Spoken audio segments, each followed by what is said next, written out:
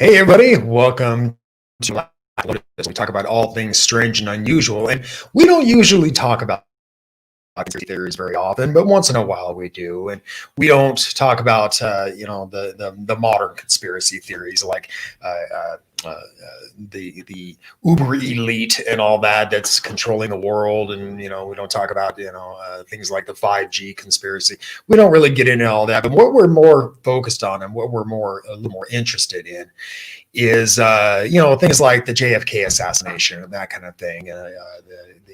Perhaps the fake moon landing and that kind of stuff that have been conspiracy theories for God only knows how long, and so I personally find those extremely interesting. So anyway, that's what we are going to be talking about today on Black Lotus Live. Stick around.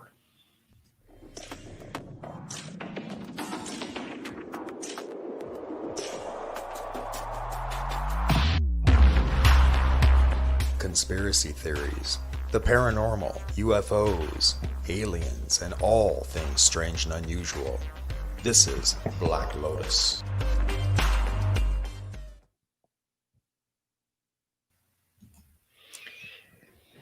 Guys, how's it going today? Hello, everybody. Hey, Keith, I think your mic is muted. Yeah, I know. There you go. I wasn't ready to open my mouth yet. So, folks, as you can see, unfortunately, Michael Roser isn't with us today. He had some pressing engagement or something or other. So, but we thought we'd just go ahead and do this anyway, between the four of us. But, guys, how was your Christmas? Mine was really relaxing. I went to the country where my sister lives, in like a little cabin in the woods, and I had enough signal on my phone in the wilderness that I could stream the new Disney movie Soul, which is actually a very paranormal movie. It's all about the afterlife. Really? Is it really? Yeah, it's very good. What did you like it? Yeah, I loved it. Yeah, it's great. Yeah, I saw the previews to it. It looked interesting. But Keith, how about you? What'd you do? Nothing. Hung out with some friends. Which is family. Had some amazing food. Did some work, some play. It was lovely. Thank you. How about you guys? Yeah, we had a good Christmas. It was just me and Ralph and my wife here at the house. We didn't go over to the family's house this year. But yeah, it was nice. Just relaxing, calm, Very nice. Had a nice Christmas Eve dinner, so. But anyway, so yeah, let's get into this today. I think maybe we should start off with the granddaddy of them all, the whole JFK assassination thing. It's been, God, what has it been now? But almost 57 years. 57 years, is that what it is? It happened 7 days before I was born. Oh, wow. I gave a secret away.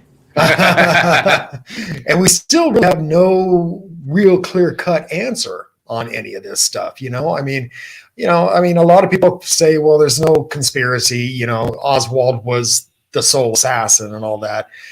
I don't know if you've ever read Stephen King's what was it called, 11/22/63? Yes. Where in the story, his main character goes back in time to try to thwart the assassination. And I guess Stephen King did just a shit ton of research when he wrote this book. But at the end of the novel, he claims that Oswald was the sole assassin. But, there's so many other elements that pinpoint to other people being involved, and perhaps even, the government being involved, because there was a lot of the government that really didn't like JFK, What do you guys think? You want to go first? Okay. Not necessarily. Okay. I'm stewing. Good. That's fine. Yeah. Okay. So this is what's really interesting about conspiracies. Let's just call them like conspiracies that only involve humans, because as far as I've heard, I've never heard of any paranormal thing going on with the JFK assassination, So to me, when there's a cover-up that involves only humans, maybe animals, and involves governments. Like I almost tend to believe like anything is possible in that realm, because it's just humans' motivations. And I mean, assassinations are not uncommon, and presidential assassinations are uncommon. The 60s was a period where a lot of people in American culture were getting assassinated in front of crowds. But yeah, personally, I think I have read a lot of it. To me, unfortunately, I think it's just a mundane. It was the basically the commission to report on the assassination, I think, is correct. This is what my opinion is. Yeah. You mentioned that there's not really anything paranormal going on with it, but I have heard that that he was about to release some information that he got hold of about UFOs. Have you heard about that?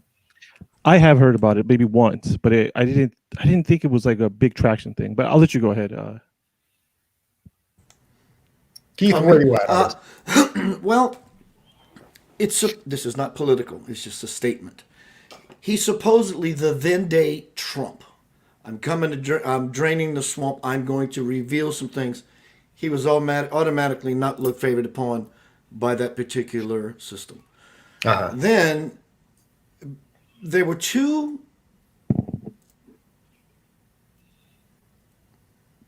groups of people that were running liquor in America at that time. Cajun Mafia and the Kennedys. And that didn't fly with that group of people. Yeah. It didn't fly. And then the two groups of people began to have a shake hands deal. Who was going to do it? How it was going to be done. It was a book I read many, many years ago that I got this information. How true it is, I don't know. But it revealed the interplay of the Cajun Mafia as well as the black government. So they just wanted him out. And he was not behaving according to plan. So they just wanted him gone. Yeah, I have to agree with you. And he messed around with a lot of people. He messed around with a lot of celebrities having sex. Hey, I ain't got nothing against sex. He was just messing with people, playing their game, but his way, and they just didn't like it. I'm sorry, Ralph. What are you going to say, sir? Oh, no, I was just agreeing with you. Yeah, and that kind of ties in with the whole Marilyn Monroe thing and her death. There's a big conspiracy about that because she was so heavily involved with the Kennedys. And some people say, well, it's because she was involved with both of the Kennedy brothers, having an affair with both of them. And then other people, again, going back to the UFO thing, apparently they think that she was going to release this information that she got from JFK. So, yeah, I don't know. But, certainly something to look into further. I wonder if we're ever going to see the final result of this. They still have Jackie's dress locked away in a vault, and they won't release it. They were supposed to release it like 2-3 years ago, something like that. And then the Onassis family finally said, no, we're not going to do that. So, yeah. And because I think that if they did, they would realize, where the blood splatter came from, and possibly it wouldn't be coming from the back of his head. So, yeah. But since we're talking about being back in the 60s, let's talk about the moon landing. I'm kind of on the fence about this. I really am. Because I've looked into it. Ralph and I did a Black Lotus episode on it once. And, the thing that hurts my brain about this is, how did we get through the Van Allen belt to get to the moon?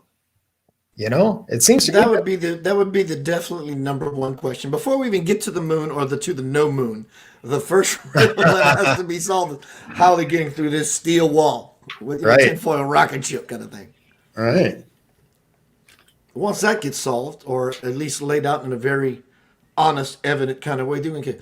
All right, now let's postulate the next level. But that is the $68,000 question right there. Yeah. How do you get through the Van Allen belt? Yeah, I mean, I can see that we have satellites in our atmosphere, but I think it would be pretty tricky to get through that field, But and then there was there's the shadows on the moon, and NASA has an explanation for everything. You know what NASA stands for, right? Never a straight answer. So that's exactly where it comes to this, Somebody just asked, any thoughts on the Phoenix Lights? And yeah, we'll definitely get to that. Again, that's another NASA thing that just, never a straight answer on that.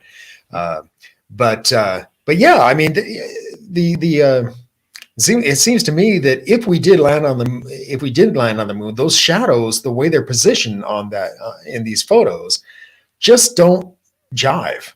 And there are some people that say that this particular production at Area 51, and that's one of the reasons that the Area 51 is closed off, is because it so resembles the film footage that we had on the moon, and that it was actually done by Stanley Kubrick, but so we'll never get an answer from him, because he died.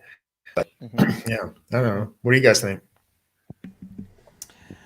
Who was taking the pictures? Who was taking the pictures of the men on the moon and the ship?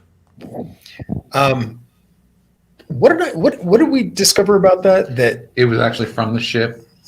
No, because I mean, like when Neil Armstrong was coming down off the ship, who was out there photographing? So if that was true, then Neil Armstrong would not have been the first man on the moon. Right. Unless he got down first and then the other guy got out and then he got back up and did it again. All right, guys, this is the shot. Well, I wonder if there was some sort of I wonder if there was some sort of remote camera that came off of the ship in order to do that. I don't know. Flying through space like that, in my hell, I want one like that on my cell phone. But it seems very Hollywoodified. Mm-hmm. It just seems so contrived. I would love it to be real, but there was the space race and who got there first made the difference in world power. It was going to tilt for a while. Supposedly Russia was first in space, but that wouldn't be true either if you look at it from some of the conspiracy theorists about extraterrestrials on the moon. Then Germany was first on the moon. I don't know. You don't see the stars, like you said, the lighting, the shadow. There's something in there that's not adding up, at least for me. So 2 + 2 = 5. Yeah, that's why I say I'm kind of on the fence with the whole thing. I don't know. I think the moon landing is interesting because, first of all, I guess I have the same opinion as the JFK one. So, as far as the moon landing and the JFK, but let's stick with the moon landing. I do think there's sufficient evidence, a lot of evidence, that it did happen. And there's documentation, and there's just a lot of data basically to suggest it did happen. What's also interesting though about the moon landing conspiracy and the JFK conspiracy is that you're kind of data starved in a way, because these are just a one-time event. It's not like UFO abductions, which is you get hundreds of events that kind of corroborate a certain perspective, or Bigfoot sightings where you get so many of them. These are just singular events that happen. The other thing about the moon landing is that it's kind of the opposite of most paranormal things we study, because most paranormal things we study, it's we're trying to prove that something really amazing actually did happen, something incredible. Whereas the moon landing conspiracy is the opposite. It's the government is trying to lie about something really amazing that happened. So that's kind of a weird inverse. Is that the government is actually not covering up something amazing, but making up something amazing. Yeah. Yeah, something's not being revealed. If something's being held back or squashed, either way, it's for me. I love the way you explain that, Trees. That there's a lot of information to suggest, because at least it's an open-ended statement. So in other words, this logically makes sense, but there's some, we're not sure. I mean, this is unknown territory, so we don't know how to meander down this road. Something's not being revealed, or the wool's being pulled over our eyes. Something may have taken place, but there's an amazing spin on it of what it actually is not. So it seems. There's the theory that we actually did go there, but that's not actual. There's no actual footage. That's why they faked the footage. See, that's what I was thinking. I was thinking that perhaps why people are interested in this event is because it just doesn't pass the smell test. Something is just off. And it could be something like you said, Ralph. It's not exactly the first thing we think about that they didn't go. It could be something sideways or weird. that could be Actually, that makes the most sense out of everything I've ever heard. Even because there's a part of me that was all into we didn't go, bad people trying to lie to us, right?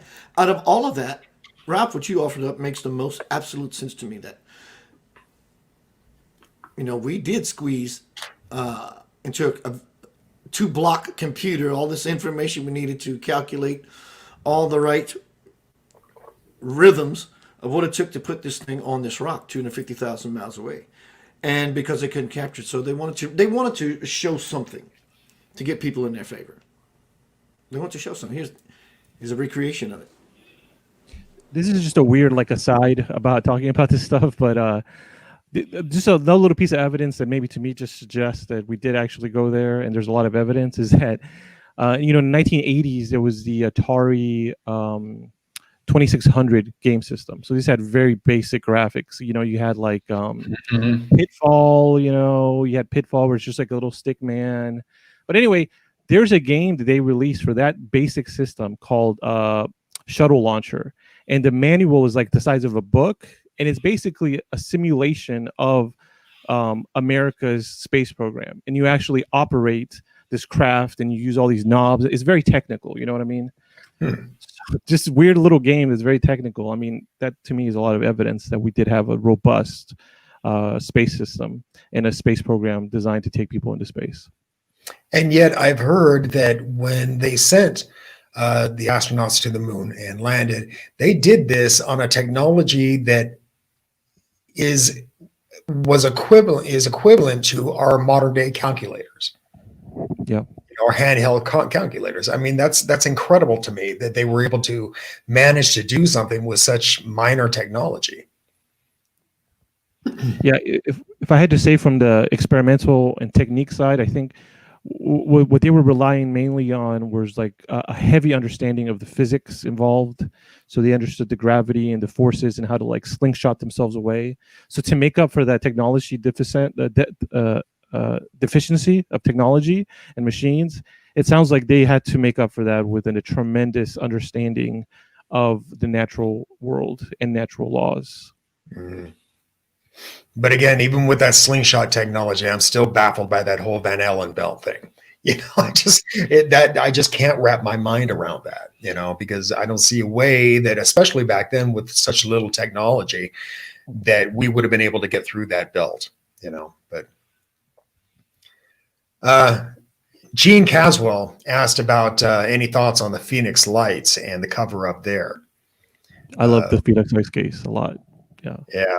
I still kind of actively investigate it a little bit because sometimes if I'm on a dating website, I'll look in the Phoenix area. Here's the thing about the Phoenix Light incident. It happened within recent memory. I think it was 1997. That's not that long ago. It was a major UFO sighting seen by maybe hundreds or thousands of people, including the mayor.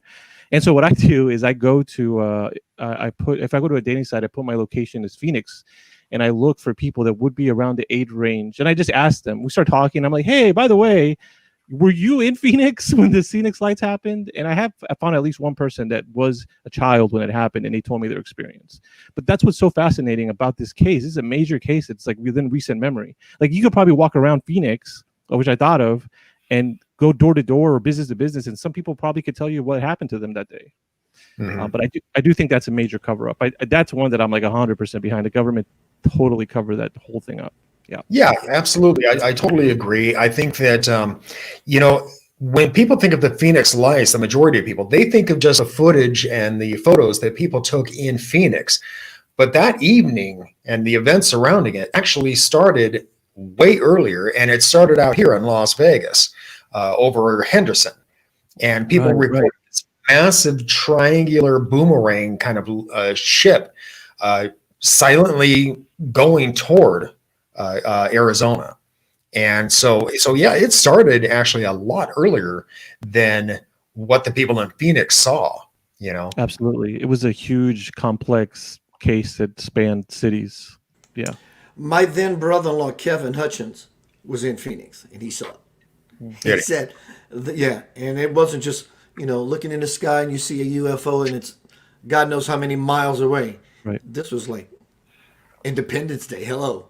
Right. How are you? How's your mom and them? And it just covered it covered the entire skyscape. It was just amazing, and it stayed there for a while. And where did it supposedly go after trees? And Damien, Ralph, do you guys know where did? I don't know. It did just kind of scoot off the state, and then just because it started off in one direction, it kept going that whole direction, and then I think once it left the states, it just kind of wasn't seen anymore. That's a good question, though. If you guys want, since I'm pretty familiar with the cover-up, I could give a timeline for our viewers of what happened. Sure. Yeah. What I think happened behind the scenes. Okay, this is based on like interviews I heard with the mayor, what was going on behind the scenes. Okay, basically what happened was, like we already mentioned, there was this involved probably several mile-wide triangle UFOs seen relatively close to the ground. Okay, so kind of unmistakable if people saw this. Okay. This was a sighting that happened over a large city at a time of day when people were outside. Lots of people saw it. It was all over the newspapers and the news the day after it happened. An important thing, though, is it was 1997, so there weren't that many cell phones or readily available cameras. Okay, so some footage does exist, but unfortunately not as much as we would like at all. Okay, so then there's a lot more that goes into the actual sighting, but here's where the cover-up happens, okay? So the people of Phoenix were shook. Okay, they were scared, and they wanted answers after this happened. The day afterwards, the week afterwards, they wanted to know what was happening and what the people in power were going to do. There was one woman on the council of the city who was the only one who took it seriously, and she was like, "Okay, I do want answers. These people are serious." And then she says she was ridiculed by the other people in government. You know, they made fun of her.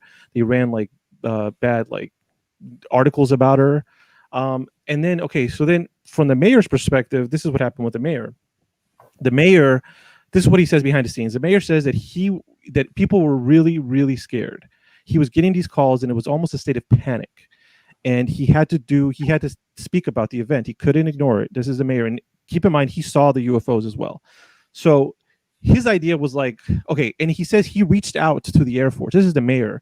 He reached out to the Air Force. He said he was just stonewalled. The Air Force did not want to cooperate with him. They didn't help him. Okay, so I kind of sympathized with him. He was on his own. So then his brilliant idea, which was a horrible idea, was I want to lighten the mood. So he gave a press conference on TV where he said he's going to announce what happened with the Phoenix Lights. But what actually happened is he got his buddy to dress up in a UFO costume, and he made a big joke of it. Right. And he was just trying to blow it off. Now, he didn't have sinister intentions, if you were to believe him.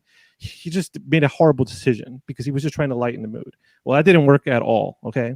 Okay, so that's the mayors, that's the government, that's the people. Now, this is what the military said as far. This is very interesting as well because it's a classic military cover-up playbook as far as UFOs. So the military says what happened was we were conducting an experiment in the sky with flares. Flares, we just dropped them from the airplane. They lit up, and we dropped a couple of them. And then that was exactly what happened, you know? And so, this is what the classic government cover-up is, okay? The classic government cover-up in the United States is something happens, you need to explain it away. Come up with just like a half-decent explanation, something. You can't be quiet. Throw it out there. Who cares if it doesn't stick? Just wash your hands, never talk about it again. So then the people were like, that doesn't work. That's not good enough. So the military actually did it again. Well, they said they did it again. So they actually did release flares. And guess what? It didn't look anything like the Phoenix Lights. It was obviously flares. So that's basically who was covering up what. And still to this day, we have not gotten an official investigation. All right. Now, the mayor you were talking about who did that publicity stunt thing, you know, with the guy in the costume, didn't he come out later and apologize for that? He did. Yeah, he did. He felt bad. He made a mistake. That's what I said. He made a horrible mistake. But look, it's like I want to cut him some slack because what are you going to do? You know, you're a mayor and you have a major UFO, a mass sighting. And he also has a conscience. Yeah. He has a conscience that says, you know, I saw this. There's no way that you did not either. And he's got to be mindful of, you know, the jeopardy he could put himself in with the system, depending on what decisions he makes. Sure. Yeah. But what do you guys think it was? I mean, was it a bunch of different UFOs or was it one solid object? Because the lights went out, came back, went out, came back. So, I mean, and flares don't do that. You know, flares are constant until they go out. You know, I mean, and so do you think it was one large, you know, maybe triangular object, or do you think it was just a bunch of grouped UFOs together? I'm only familiar with the one, but as I went to the little boys' room a minute ago when I exited, I heard wild trees. I thought I heard him say in the distance that there were a few. So I'm only familiar with the one, but what did I miss, wild trees? Did you say something about that there were others? Yeah, so people have now started dividing the event into an early and a later period. And so there is a division here now. And then some people have said that maybe one of these is the actual UFO, which I do think one of them is a legitimate, unidentifiable. And then, so some people are saying that one of these events was a legitimate, unidentifiable, but the other one, I'm not sure if it's the earlier one or the later one, might have actually been the government. Like perhaps the government, they saw what happened and is like, let's just do some flares anyway to cover ourselves or something like that. Or the government maybe just scrambled some jets and that's what people saw. But did you guys hear about that too, Damien, Ralph, about double events happening? Like Oh, I haven't heard that before. Okay, yeah. Interesting. I do know that the event was recreated not too long ago in Mexico. I want to say over Mexico City. They had an event very similar to this. Yeah. So, since we're on the topic of UFOs, we would be remiss without talking about Roswell. So I want to get your thoughts on Roswell, talking about government cover-ups. I mean, that's a doozy of a cover-up, I think. There are some ufologists out there that don't believe that that a UFO crashed there, but they are few and far between. And I tend to believe I'm on the side that something did crash there, and it was probably extraterrestrial. And I think that is where we have started to re-engineer their technology was from that event. What are your thoughts on that, guys? I think you're absolutely right. I think there was something there. It was not a weather balloon. That's just a cover-up. Yeah. Well, especially the way that Ramey, is that his name? The guy that had the parts from the site, and he said he had a piece of like foil, and the way he described it was that it was no thicker than like foil from a cigarette package, but it was indestructible. And you could like crumble it up and it would go immediately back into shape. And so something like that, I mean,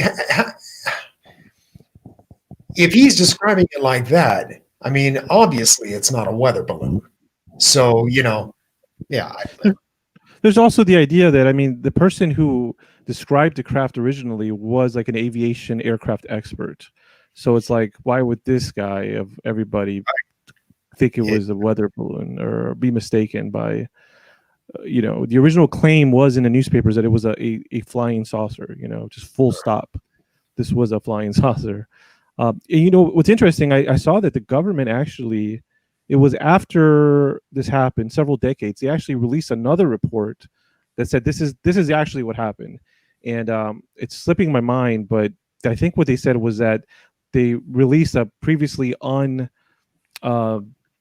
mentioned experimental balloon device with dummies in it.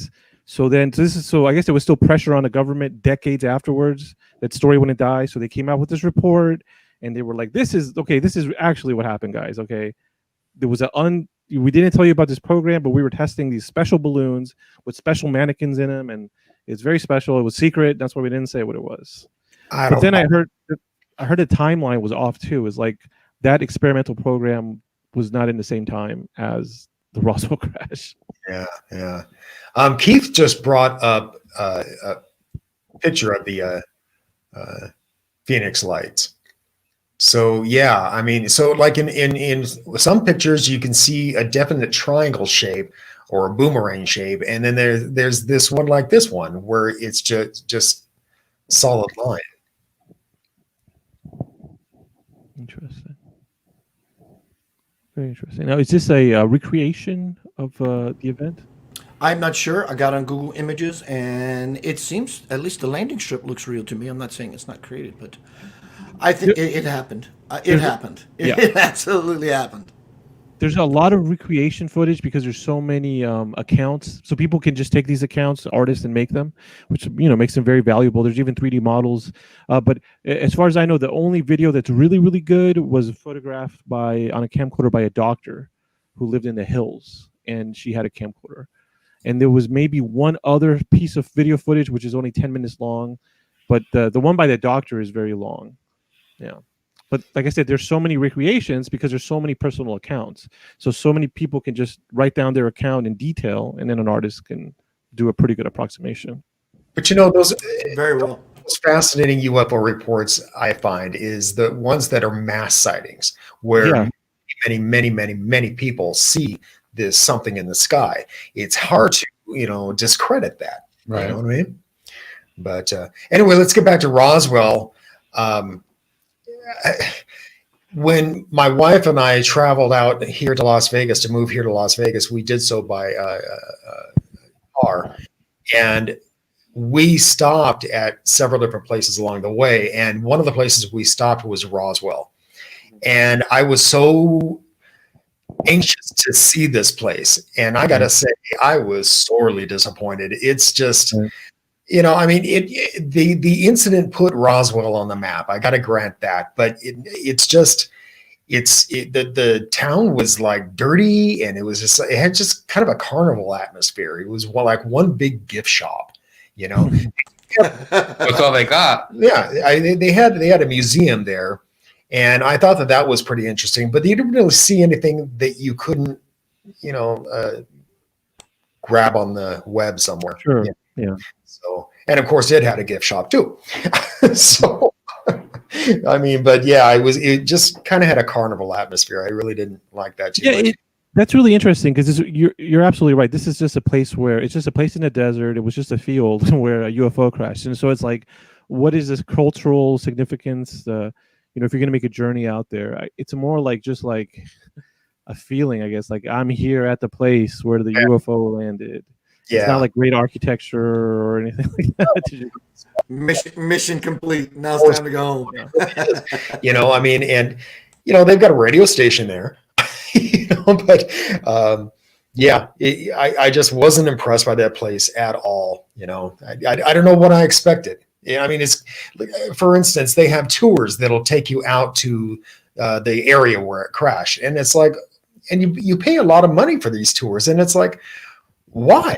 See a patch of dirt. To go see a patch of dirt. Aside from what you were saying, Wild, that I'm at the place where this supposedly happened, and it gives you kind of a good feeling about it, I guess. I don't know. That's basically give you chills a little bit. Like wow. I think it happened. I think it happened. I think a lot of technology was gleaned from it. Mm-hmm. Aluminum foil came out of it. Like Betty and Barney Hill, the biracial couple that were married, and they got taken away, and she said they did this thing with her in her belly and her navel with this long needle to test, and they told her it was to test to see if she's pregnant. And then since it was the late 60s and 70s, they came out with this particular procedure to stick a needle in the navel to see if a lady was pregnant with child and so forth. I think these are like we're supposed to be every so often or sparse. It was an introduction to a new level. Now things are leveling out. The Phoenix Lights was major. If you're in denial about it, man, just if you're curious about it, maybe go to Phoenix and that, like Tree said, ask a few people, and don't listen to the words that they tell you. You'll see they will have a reaction as if it's coming back. Oh my God, Keith, this was so forth and so on. I think these events happen. I think they've been happening. It just so happens that the government didn't get to the cleanup as fast as the witnesses got to it. Right. I did find out recently some new stuff about Roswell that I hadn't heard of. So basically, Joe Rogan recently had a really good two guests. I really recommend you watch this if you're into UFOs. So it was Jacques Vallée, a French ufologist, computer scientist, artificial intelligence, astronomer, and he wrote some of the most legendary UFO books. Very well-respected scientist. So he was on Joe Rogan's podcast, and so was James Fox, a filmmaker that made movies, including a movie about the Phoenix Lights. And this is what they talked about. Valet took the Roswell cover-up very seriously. So that to me gave it a lot of like, okay, this is something going on. And then he mentioned a book written by General Corso, I believe. So General Corso wrote a book detailing exactly what happened with Roswell, the cover-up. He said that, once they had pieces of the technology, they decided the best way to exploit that technology was to break it up and give it to different independent contractors and not tell them where it came from and have them try to like do something with it. So everybody was left in the dark. And then the last good thing about that book, I think it's called The Day After Roswell. So what he said was that's something very interesting. He said that when The Day After Roswell was published in North America, the author didn't know this, but they edited and took out a bunch of really interesting details. And he said that it was published internationally, so some of the international versions do have his original descriptions. Really? Yeah. Yeah, that's really interesting. Mm-hmm. And but not at all surprising, No. But yeah, I'm with you guys. I'm a firm believer that that a UFO did crash there, and extraterrestrial life was discovered there, and we, as our government has been working with them ever since. We kind of talked about this last week on the show about how they were working a deal with the aliens where they were allowed to abduct a certain amount of people to, I guess, study us in exchange for that technology. And I think that people talk about how it goes back even further than that, but I think that that's where it really all started. And I think Area 51, for instance, has been around a lot longer than people think it has. Initially all this wreckage apparently went to Wright-Patterson Airfield, but I think it all actually ended up at Area 51 and S4, and they've been working on backward engineering there ever since. I'm a firm believer in what Bob Lazar said, his claims about it. I don't think he had any reason whatsoever to lie about that. So, I mean, I think that when you're investigating UFO incidents, I think it's important to understand what the person is gleaning off of this report. Are they trying to make money off of it? Are they trying to sell a book? He wasn't trying to do any of that. I mean, he recently put out with George Knapp, they put out that movie, what was it called? Area 51 and Flying Saucers or something like that. Yeah. And I think it's the only time he's ever really made any money off of this. And, but he's been making this claim for God knows how long, but yeah. Yeah. People talk about like people that are skeptics to UFO conspiracies or cover-ups are like, well, there's always whistleblowers. There would be a whistleblower. It's like, well, that's what Bob Lazar is. He's a whistleblower, Yeah, and like all whistleblowers, they try to discredit him, So right. But let's talk about. Yeah, he's a reverse engineering whistleblower. Yeah, right. Let's talk about Princess Diana and the theory that the royal family had her offed because she was becoming a disgrace to them. What do you think about that? It's very easy for me to lean into the possibility that that could be likely, because as we look out and about in the world, we see the factions, the hands moving, the world is becoming aware of certain things. So if power across the board, without judging anyone, just the way the consciousness of power has been playing out for a very long time on the earth, then it makes sense. If there's cockroaches in just about every bedroom, every room of the house, you can bet before you even open the door to that room, there's likely cockroaches in it. So, I hear all the modern day conspiracy theories about the Queen and an extraterrestrial draconian. I hear all that. Very, very, very possible. I think it's very possible. I did watch the interview with her, and she's saying, I'm scared. I have to mind myself because the family, whatever words she used, I don't know the name of the interview that she had with this gentleman, where she told her life story that, she was not comfortable there because she didn't, so to speak, play along with the monarchs and the higher ups and the allegiance. Yeah, I think, I totally agree with you. I think that there is so much corruption within the royal family. It's just unreal. Rouse, what are your thoughts on that? Every time I think of the royal family, I think of adrenochrome. Now You think of what? adrenochrome, Adrenochrome, right? but I think it was just the accident was just an accident. I really do. I don't think anybody tried to kill her. You don't think it was set up? No, I don't. I think it was just an unfortunate accident. Yeah.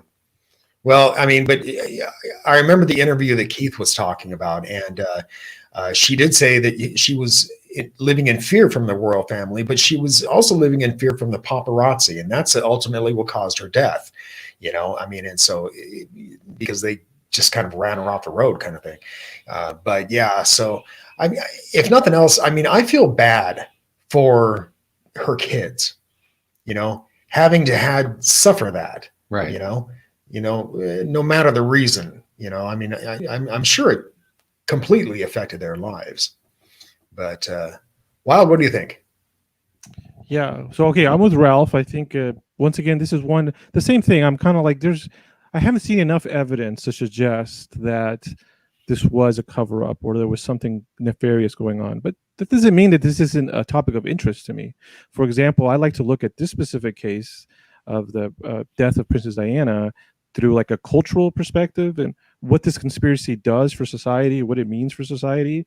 It kind of has like almost like a fable aspect, like Aesop's fables, in that it seems to be that if you were to follow this line of thought, this story thought, it kind of is like a warning maybe toward these societies, these upper level of societies. And it just kind of tells people about corruption, like you said, that might be going on, definitely. And I don't know, it just serves to inform people about a greater truth. And that's how I view that one. Totally agreed. Absolutely agreed. It's almost poetic. Yeah. Seriously, if you can see it from that perspective that Trees just described, if we can lean into that as a very likeliness of the situation, it's a timeline in humanity. She stood for a lot. She stood for something very powerful and very, very good. She was of service, and so it does have a dreamy Aesop's fable effect. Absolutely. Mm-hmm. Yeah.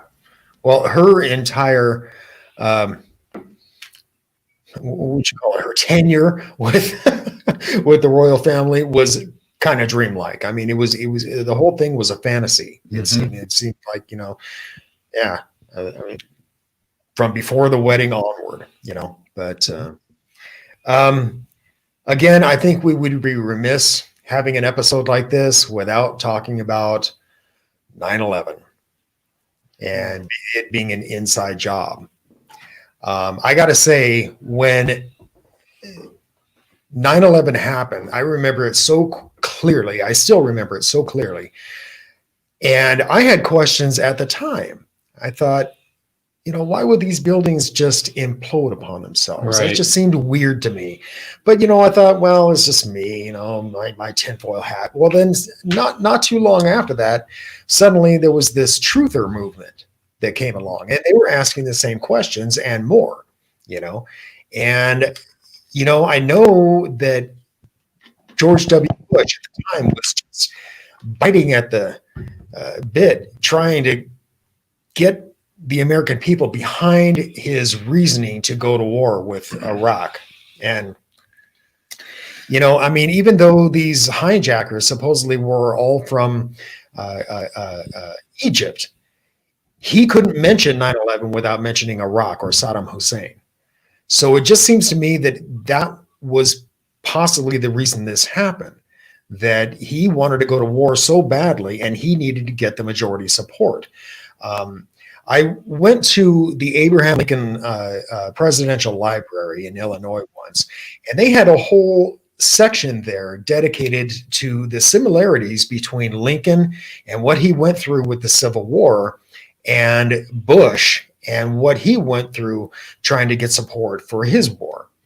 And the similarities were just amazing, because, the Civil War wasn't originally about slavery, but when he finally made it about slavery, suddenly he got the support from the Yankees, from most of the So I don't know.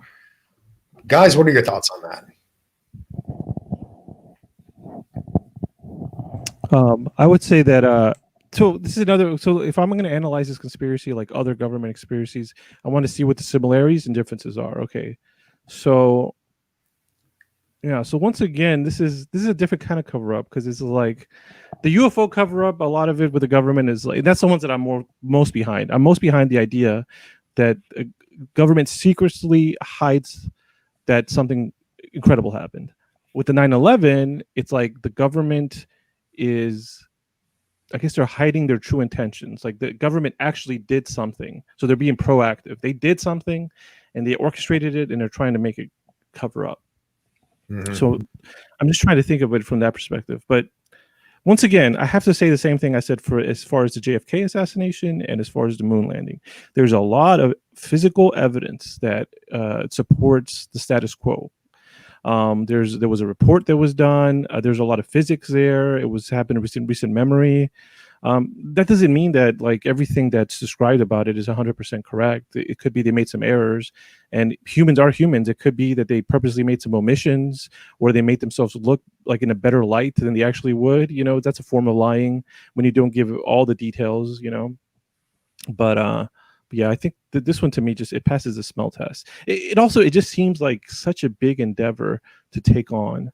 In order for what the results, perhaps it wouldn't be worth it. You know, a lot of squeeze for a little bit of juice. Those are my thoughts. One of the things that I think may be interesting about this whole thing is that it wasn't just about going to war, but it was about enacting the Patriot Act.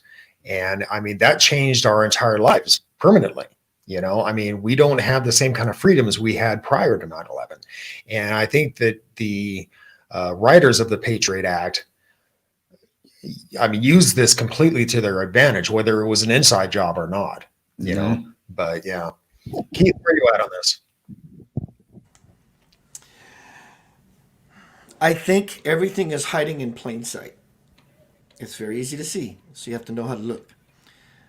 You know, I'm simply asking questions.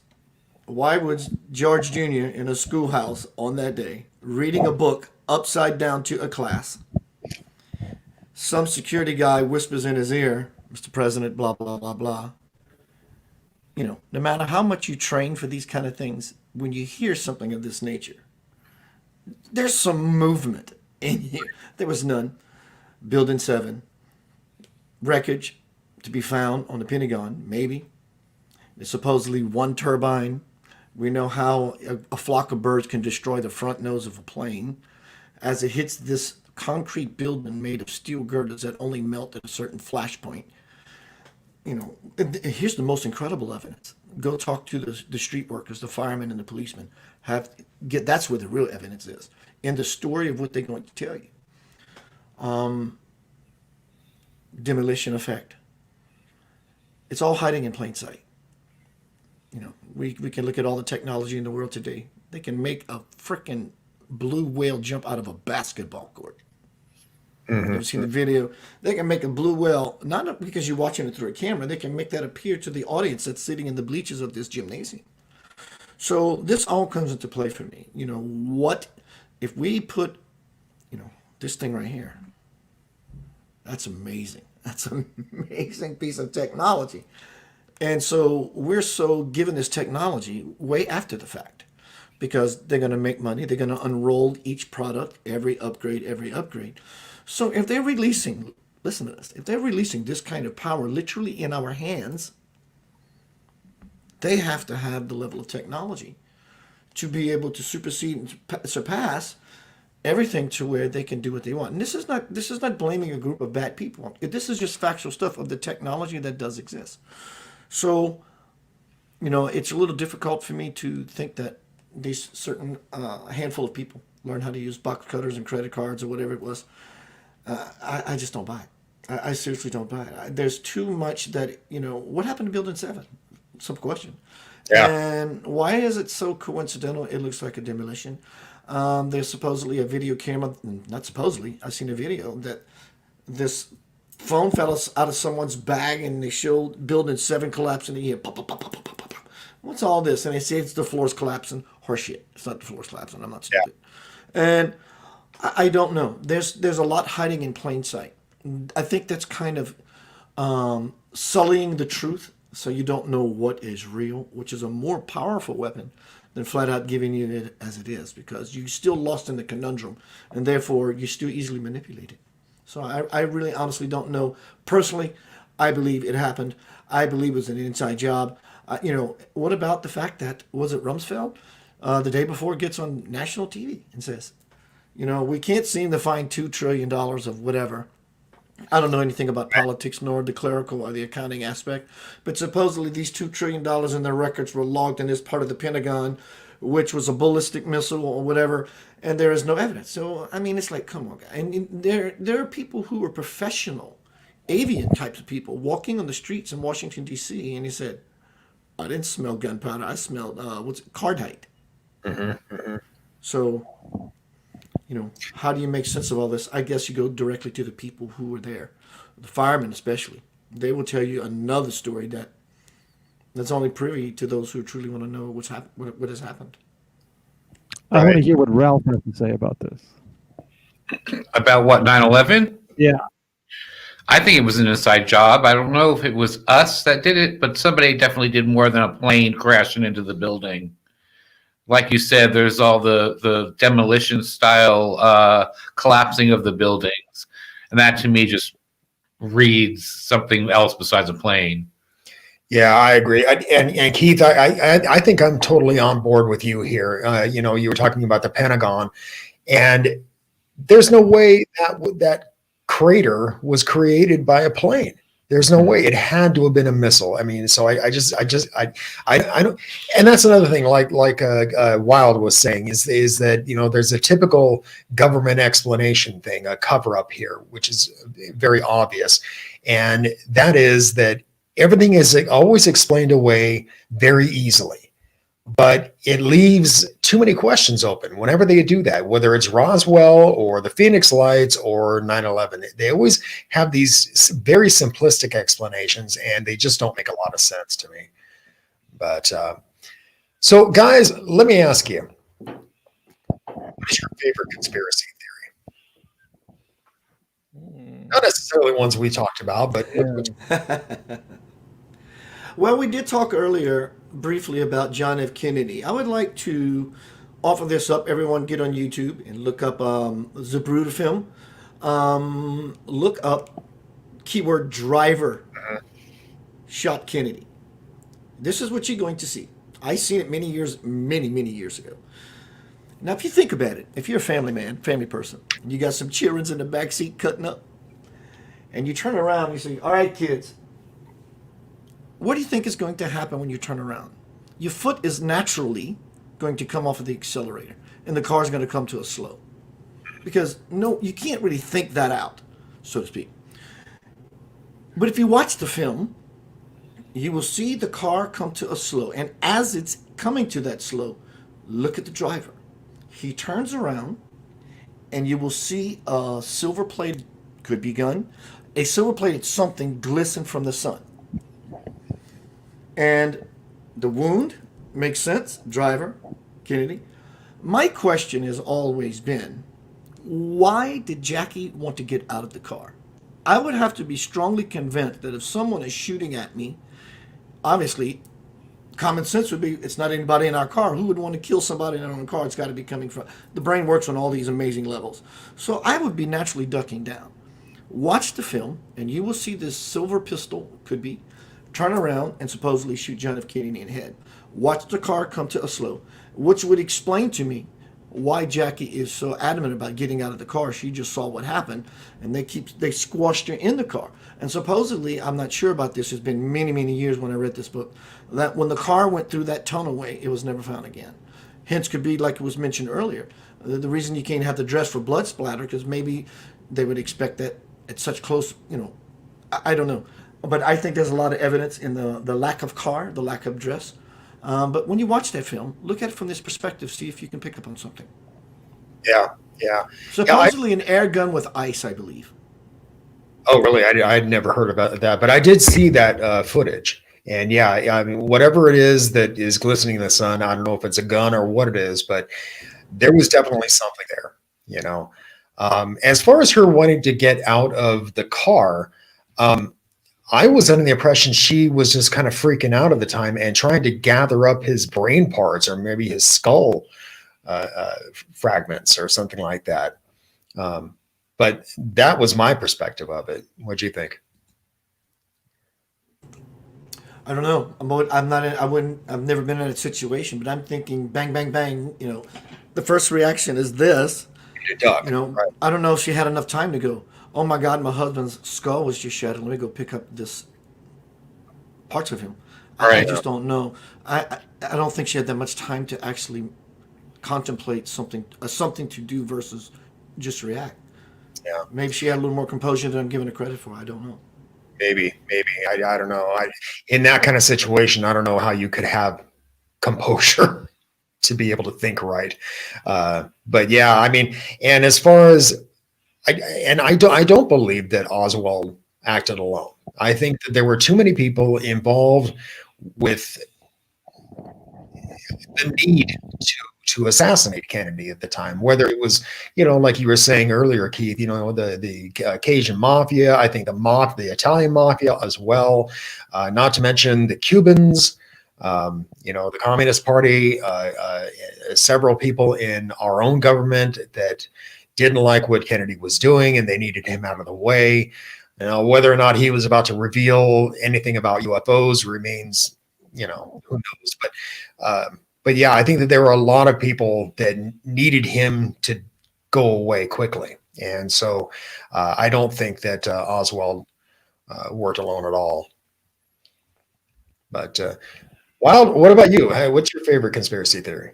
Okay, I got it. I had to think about it for a little bit, but I actually do have one, and I really like it. So this would be I love it. this is going to be actually so South America's Roswell, actually. Okay, so I looked up the names here. So this happened in 1996 January, and it happened in a town called Varginha. It's Varginha. It's hard to pronounce. It's probably Portuguese or something, but it was in Brazil. Okay, so it was in 1996 in Brazil, and this is it says I'll just read the description I found online. It says a number of aliens were apparently sighted, captured, or killed by locals, and then turned over to U.S. authorities.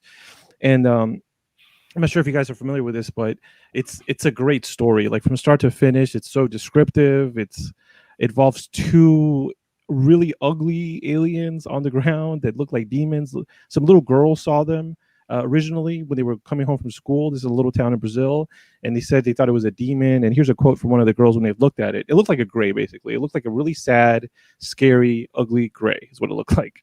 It was probably injured, is what the story says. So one of the girls says, it was more when my eyes made direct contact with its eyes, and I could just sense it was suffering. So I guess from what I understand, this is what happened. The night before, there was somebody did track a large object crashing. Okay, so this was like, you know, the U.S. military presence in Brazil did track it, and there's recordings of this. Then the next day, I think people just started seeing aliens walking around in this small town, including these two girls who were on their way to home. And then a lot of other people saw them. And then the story says that there were two of these aliens. One of them was dead, and the other one was actually taken to a hospital. And there's people that say that, yeah, I was there or I saw it. The alien was being treated, and then apparently the U.S. military took it away. And there's, as far as the cover-up, it's like people say that, like at the hospital, they're like, oh, this is really funny. They were like, hey, you know, I know people said they saw an alien body in the hospital, but it was actually a person that had dwarfism. You know, it was a dwarf, basically. It wasn't an alien. So I like this because so basically it's saying that the Brazilian and U.S. government were in cahoots with this crash retrieval, which is like, it is a lot. It's a lot like Roswell, except it happened a lot sooner, and it's got its own twists and turns. Yeah, I've never heard about that. But Rob, how about you? Oh, it's so hard to pick. There's so many good ones, right? There's so many good ones. Well, it's I think one of the ones that fascinates me the most is 9/11. I really, that fascinates me about what actually happened. Yeah. So I don't know if it's my favorite, but it's the most fascinating to me. Mike Johnson in the chat room mentioned the one that I think is most fascinating, and that is Project Bluebeam. And viewers, if you don't know what Project Bluebeam is, it's a little hard to get into the whole thing here because it's quite extensive. But I would highly encourage you to look this up. It's just fascinating. And the idea here is that in order to instate a one world government, and we know things about the one world government all over the place, everything from the Georgia Guidestones to whatever, in order to what they want to do, apparently what they want to do is they want to limit the population on Earth, and that would be to better control the populace. And I think, that's where Project Bluebeam is going to come into focus. And what they're going to do is they're going to use this holographic image to project images into the sky where everybody could see these things, and it would be an amalgam of different religions. So in other words, it would be like Buddha and Muhammad and Jesus all in basically one image, and they're going to be projecting thoughts into our heads, and they already have that technology to project that sound into our heads. I mean, I remember we were talking not too long ago about the fact that some company out there has a new kind of stereo system that you could have like at work, and nobody else can hear it because it's actually going into your brain. So you're the only one that hears it. So we have that technology, and I think that something like that is not going to be released to the public without the government first trying to weaponize it in some way. And I think that that's what they're going to do with Project Bluebeam. And what this will do is it will kind of bring the world together, because all of these images of these deities would come together and basically tell people, none of you have it right. We are one being. And so you need to put your differences away. And even though I'm not all about war, and I really hate the idea of holy wars, all of these people dropping their weapons suddenly because of this kind of makes me a little nervous. You know what I mean? But yeah, I think again, Project Bluebeam is so involved, so that it's really hard to get into all of it here. But again, I would really encourage you to look this up on the web. And I mean, there's a lot of good sources for this. But anyway, I think we're going to make this kind of a quick show today. Last week we had Hottie Hollis on, and we went, I think, over an hour and a half. But I think we're going to keep it to about an hour this week. But guys, thank you very much for being on the show. As always, you guys are just fascinating people to talk to. Unfortunately, we didn't have Michael here today from DarkHour Paranormal. I don't know what happened, but something he said he had explosive diarrhea and he messed like 3 pants up. Must have been the chili. Yeah. The chili. I'm kidding. He didn't do that, but I'm just guessing that's what it is. Yeah, I don't know why he wasn't able to make it, but it's really not like him to. So yeah, I'm assuming it was something pretty bad. But anyway, he will be back with us next week, and viewers, again, as my lovely wife Terry in the chat room was saying, please like and subscribe to the channel here, and make sure you smash that little bell so that you get notifications every time we're going to go live again. Yeah, guys, tell your friends about it. Let's build a really nice community here where we could all support each other and have fun and relax every Sunday. Absolutely. And learn. Yeah. And yeah, absolutely. And share this around with your friends who are into this stuff. So, and again, for those of you who didn't join us earlier, we don't normally talk about conspiracy theories on Black Lotus. Mostly it's about paranormal, everything under the big paranormal umbrella, whether it's aliens or cryptids or UFO, ghosts, whatever. But occasionally we do talk about conspiracy theories. And I got to mention, I was kind of worried about how this one was going to turn out tonight, because I didn't know where you two stood on conspiracy theories. So I was kind of worried, but did appreciate the fact that we kept it to typical Black Lotus stuff, like, for instance, aliens and flying saucers and that kind of stuff. But anyway, yeah, we are going to get out of here for the night. Thanks a lot, viewers, for watching. Again, Keith and Wild, thank you very much, and we will talk at you next week. Bye, everybody. Thank you. Keep thinking and question everything.